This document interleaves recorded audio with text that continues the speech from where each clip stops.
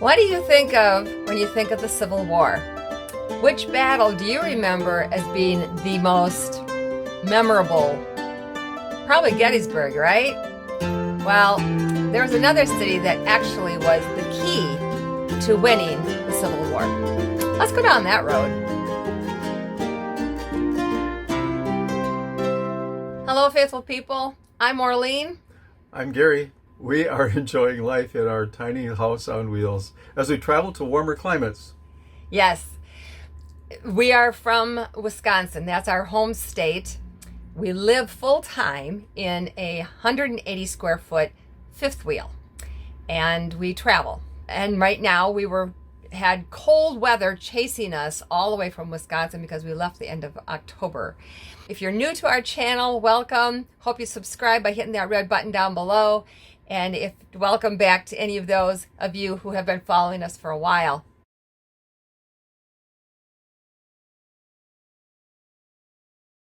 So we are wimps again, but the freezing came all the way down to... It's caught up to us. Yes, it has. But not as cold as back in Wisconsin. Well, it's like 47 degrees outside. I know. That's cold. It's 20 degrees warmer than it is their high today. Yeah, but tonight the freeze warning is in effect for Vicksburg, Mississippi, which is where we are. And this is, says what? Sub-freezing temperatures as low as 31 degrees are expected. We've become so wimpy. Wimpy. Yeah, but we're going to be warmer than we would have been farther north, where they have snow. Yes. Yes, and more snow. God bless them. So where are we in Vicksburg? Well, just to show you how wimpy we have become, this is an RV park. Yes. Maristar RV Park in Vicksburg, Mississippi. Yes, and it's connected to a casino, which we normally stay in casinos for free. But we wanted heat, so we were paying for it tonight. And we didn't get to do laundry today because we couldn't get into any the parking areas anywhere near the laundromats. Yeah, yes. So we're gonna do the laundromat here, which is quite handy. And it's not dark yet. A lot of time. There is sunshine out there. It's sunny today. Unbelievable. The sun came out while we were in the library. Thank you. We took a little bit of a detour because of the cold. And because there was a road closure on the way to Natchez.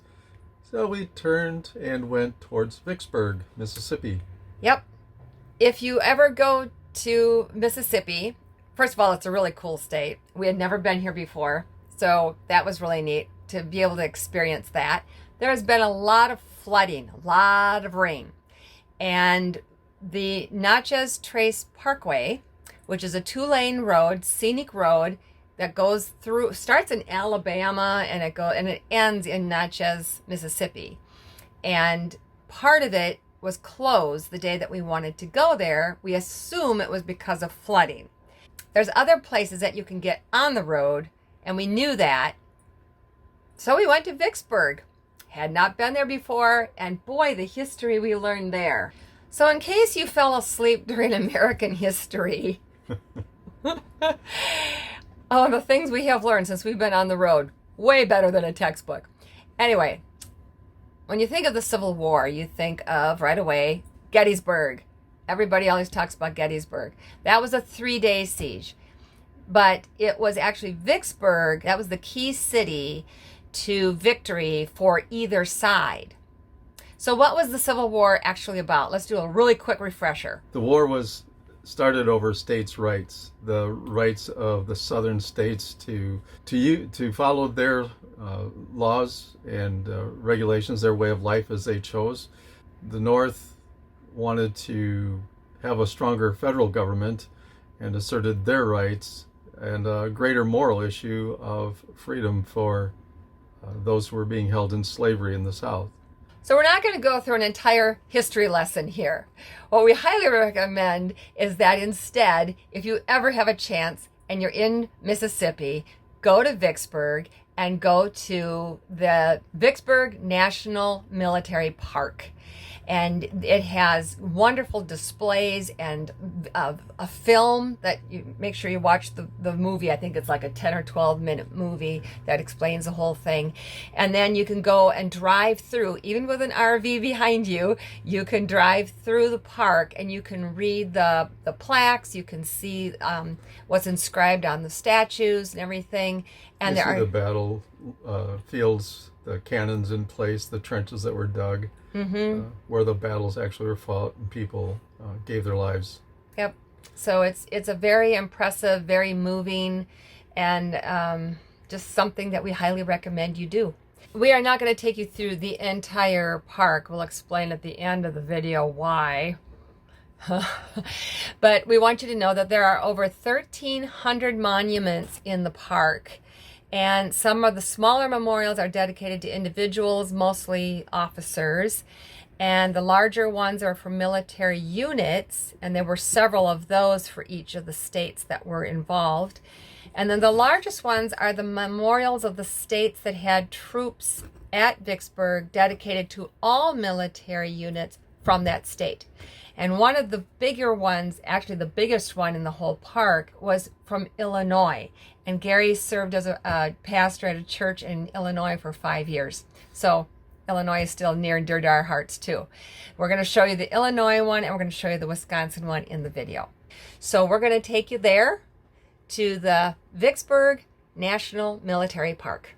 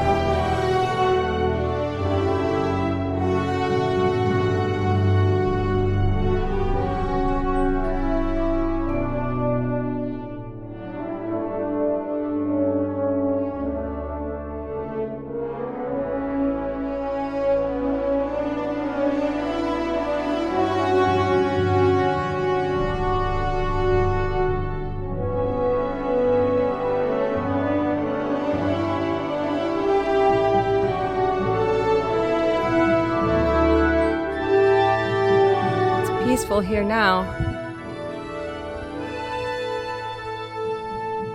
but it wasn't.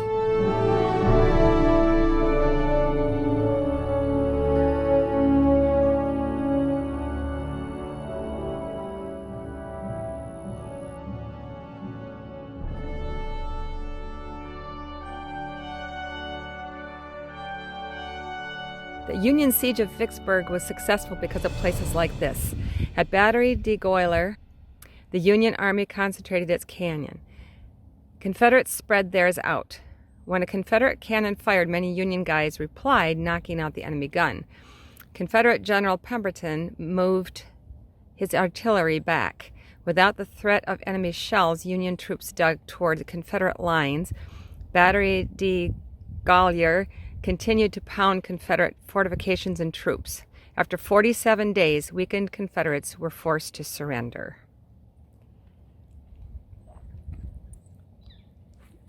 I didn't say the name very well, and after we were starting to walk away, Gary said it, and it sounds a lot more like it probably should be. Say it again. Well, it was Captain Samuel de Goyler, commanded Federal guns here. Yeah. So we're thinking he might have been French descent with that name. I would think so. They told us at the visitor center that it could take anywhere from an hour and a half to go through this. There are people that we've seen walking along the way here, but we don't know how far it is all the way around. We didn't ask that, but I'm just looking at the map. We are only this far right now, and we're just going up here to the Shirley House, which is the Union troops called it the White House, only surviving wartime structure in the park. And it was used as a headquarters for the 45th Illinois Infantry.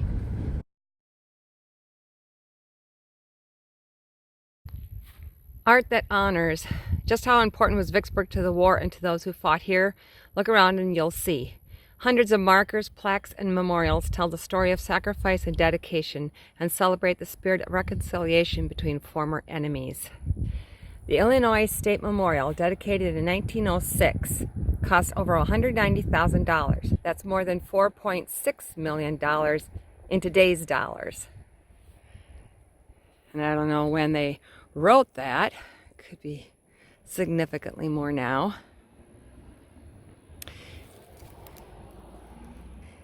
And these two maidens represent the North and the South.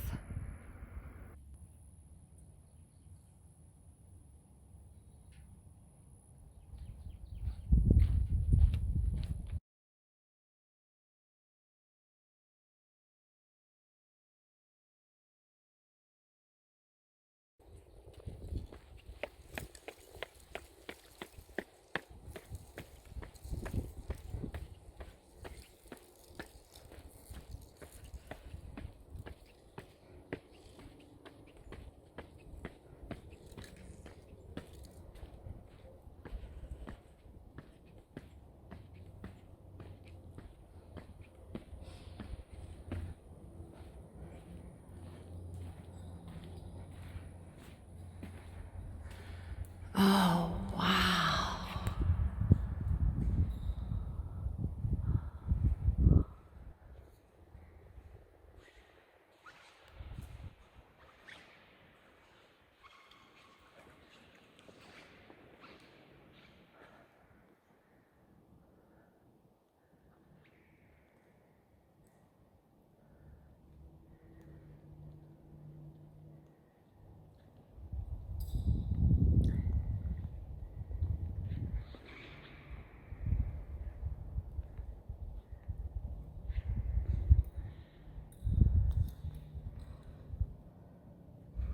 And all these names. Oh, wow. Oh, wow.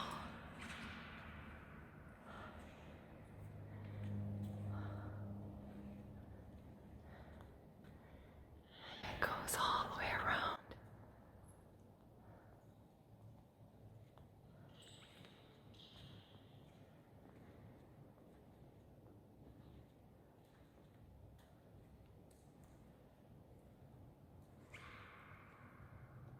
Look at all the names.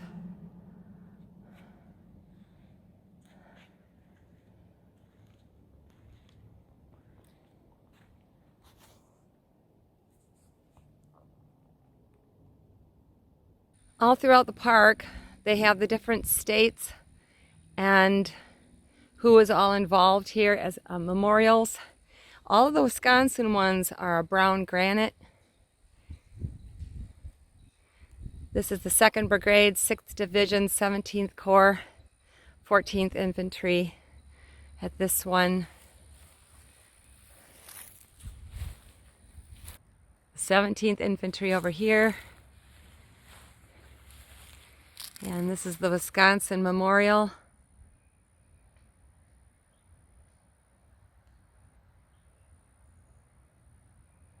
I'll go take a closer look.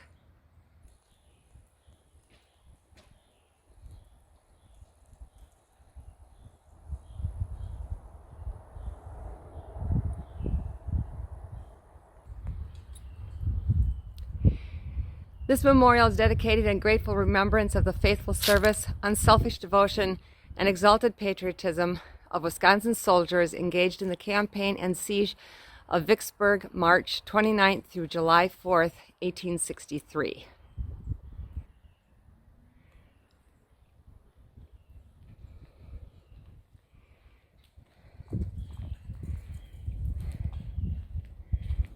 And here are the names. Artillery, 2nd Cavalry,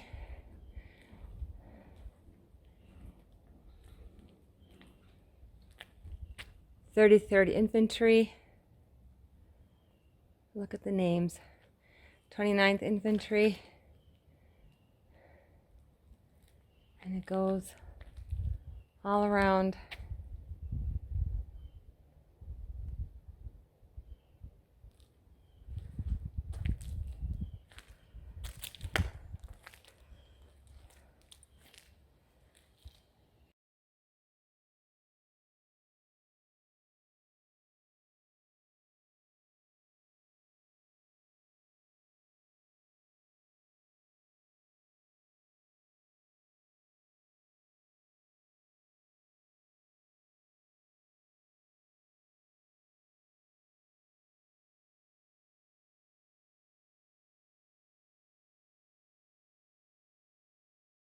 Also throughout the park you will see a lot of these bronze statues of all the commanders who were in the battle.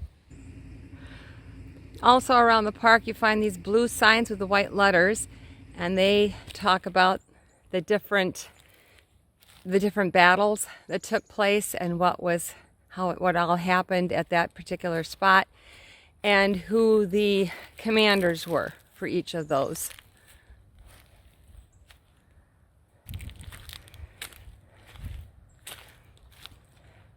A lot of deep ravines were in this area as well.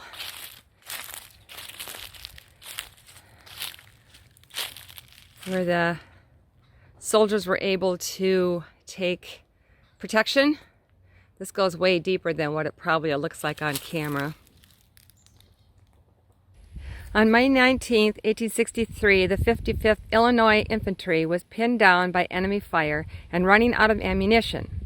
Orion P. Howe, a 14-year-old musician, volunteered to run back and get more. On the way, he was wounded. He found General Sherman near this location and asked for the needed cartridges. For his heroic run, Howe became one of the youngest recipients of the Medal of Honor. And his wound was a musket ball wound through his leg. This is the remnant of one of the trenches that the Union soldiers dug for protection, and they dug these trenches all over the place and would run from one to another, kind of like a maze. At least that's what it looked in the movie that we saw today. Highly recommend going to that movie. It really helps explain a lot before you come on the car tour. Very close and running parallel to the other one, here's another trench, what's left of it. Then they had to do that all with shovels. Imagine. They were doing that with one hand. In the movie they said they used one hand with a shovel and the other hand had a rifle. Can you just imagine? The noise, the sound, the explosions coming from these all over.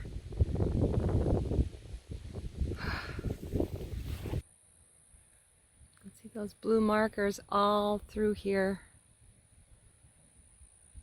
It could easily take you hours to go through if you read every single one of them. There's another trench over there.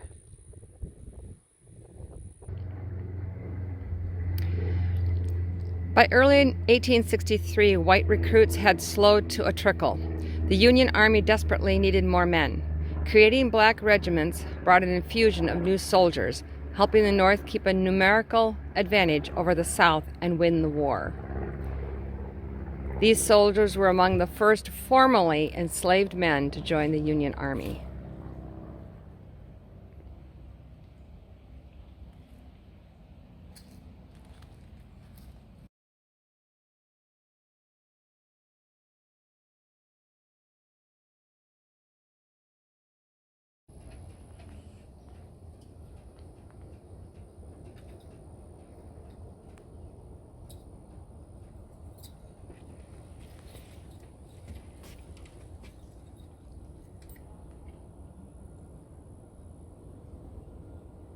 Navy to the rescue. This monument salutes the U.S. Navy's role in the success at Vicksburg. In the spring of 1863, Grant needed to change tactics. Having failed to penetrate Confederate defenses north of Vicksburg, he decided to move his large and well-provisioned army across the Mississippi River deep in behind enemy lines. But how? Grant had no authority over the Navy, and Washington would likely deny such a bold plan. Admiral David Dixon Porter saw the merits of Grant's strategy and agreed to a potentially suicidal mission to make it happen. His fleet would run the gauntlet past Vicksburg's mighty guns and meet Grant's army south of the city. Transports would then carry troops and supplies safely across the river. And these are the 4 commanding officers of the Navy. That is the USS Cairo. It's a museum monument.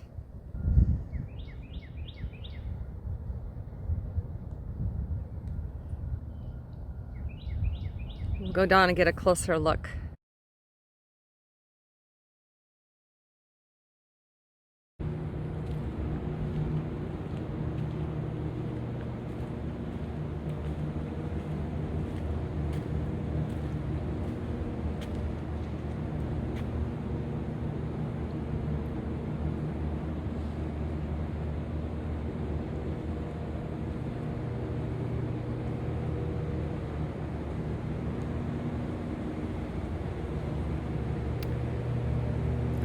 Gosh, to be standing on this.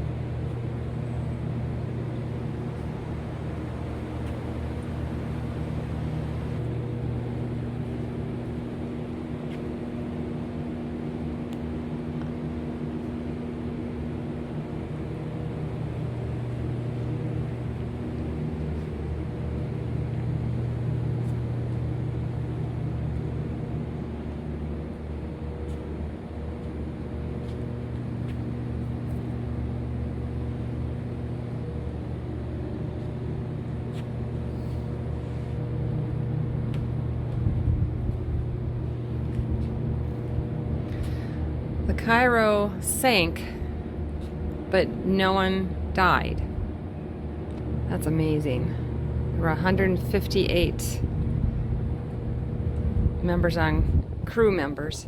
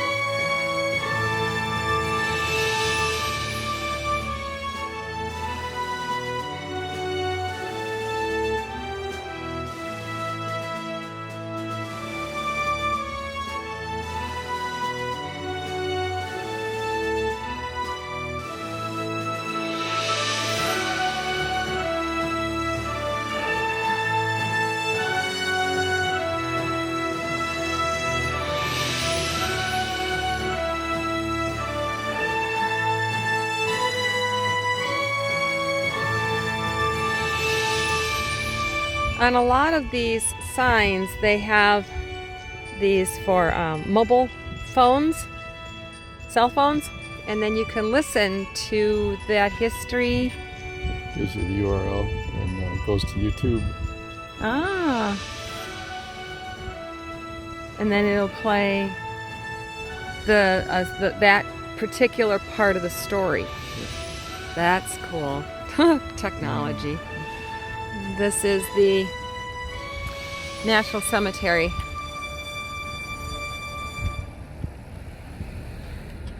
The final resting spot for so many who lost their lives here. This is where the Union soldiers were. Yep. Buried. Union soldiers, and then the Confederate veterans lie in Cedar Hill Cemetery in an area called Soldiers Rest.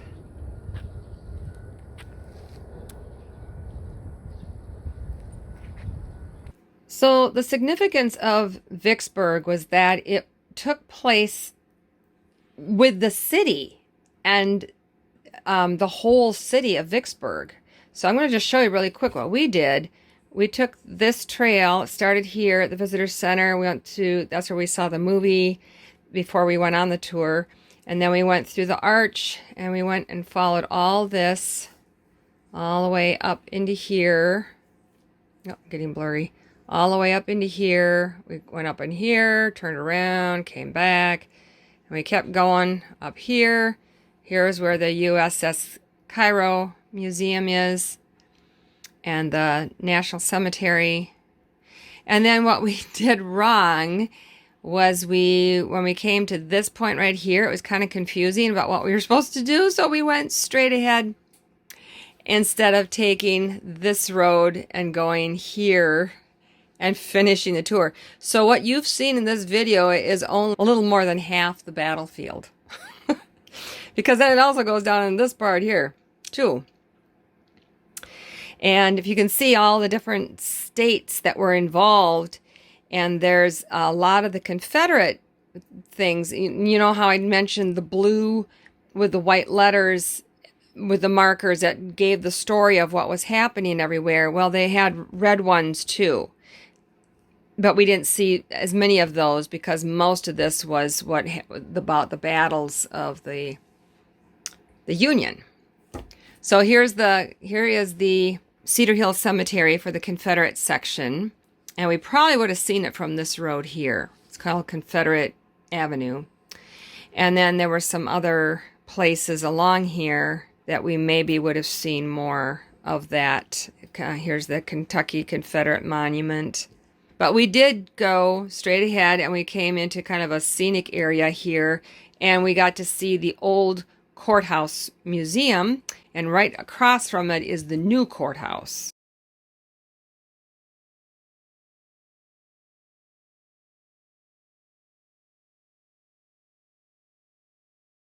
Hope you liked this video. If you did, please give it a big thumbs up and hit that subscribe button down below.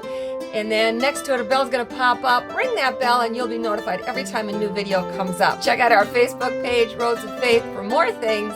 And until next time, God bless.